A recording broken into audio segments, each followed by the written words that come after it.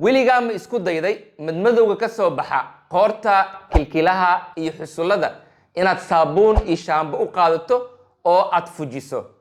ma fuqi waayeen oo waqti walba aad gelisay ma baabi'i waayeen haddaba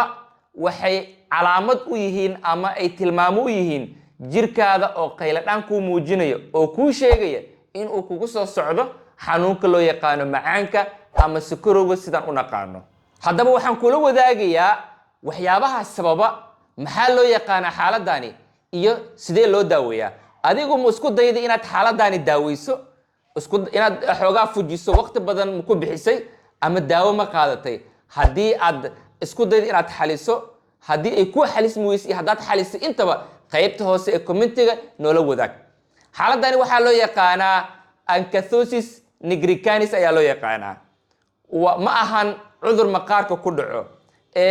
waa xaalad ama qayladhaan jirka uu kuu sheegayo in ay jirto waxa loo yaqaano insulin resistance insulin resistance waxa waaye insulinka jirka aan shaqaynaynin ama jirka iska caawin samaynayo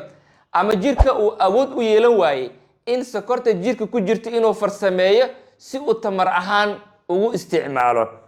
haddaba tani waxaa ka dhalata heerka insulinka jirkeena inuu aad u bato oo uu kordho haddii insulinka jirka u kordhana waxay sababtaa in unugyada maqaarka inay bataan taana ay ka dhalato in maqaarka inuu madmadow fara badan uu ku samaysmo haddaba waxaa lagaa rabaa inaad jirkaada aad ka baarto aad fiiriso haddii aad leedahay madmadowgaasi weliba qaasatan qoorta kilkilaha xusullada dhabarka weliba qaasatan dadka aad ku cayilan meelaha dhinacyada oo cayilka faraha badan u galo ayuu madmadowgaasi ka soo baxaa haddii markii aad isku aragto madmadowgaani markii aad iska baarto kadib waxaad ogaataa waxaad u nugushahay in uu kugu dhaco wax loo yaqaano prediabetes prediabetes waxa waaye waa sokorti macaankii oo kugu soo socdo ama jirkaadii oo qayladhaan tilmaamo kuu muujinayo in xanuunkan inuu u nugushahay oo uu kugu soo dhow yahay haddii marka aadan iska daaweynin xanuunkani oo aadan ka hortagin waxaa laga yaabaa in ay kugu dhacdo xanuunkii macaankii saxda ahaa weliba nooc labaad ee loo yaqaano type 2 diabetes mellitus haddaba madmadowgani ma ahan mid banaanka ka yimaaday ee waa xaalad jirka gudihiisa ka timid taas oo la xiriirta hormoonka loo yaqaano insulin haddaba in aad qaadato saabuun iyo shaambo oo aad madmadowgaasi xoqdo waqti unbaad iska luminaysaa ee wax isbedel arrinkaasi kama dhalanayso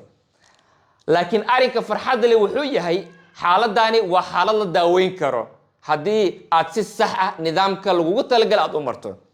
waxaan kula wadaagayaa sidee loo daaweeyaa xaaladani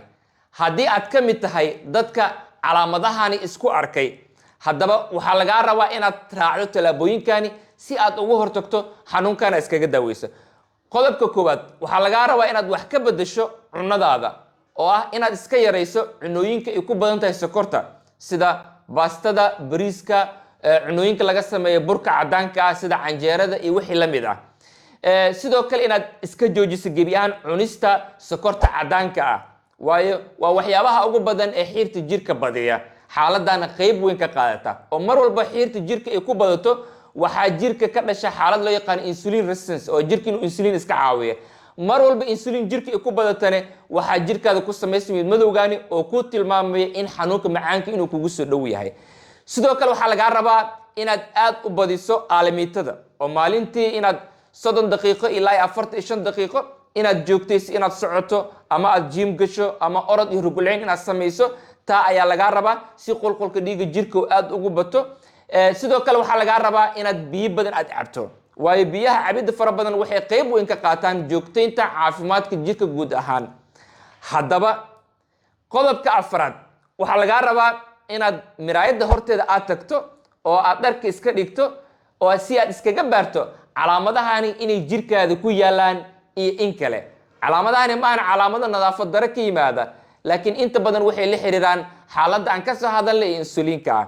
haddii aad isku aragtay calaamadahani qaybta hoose ee commentiga inoola wadaag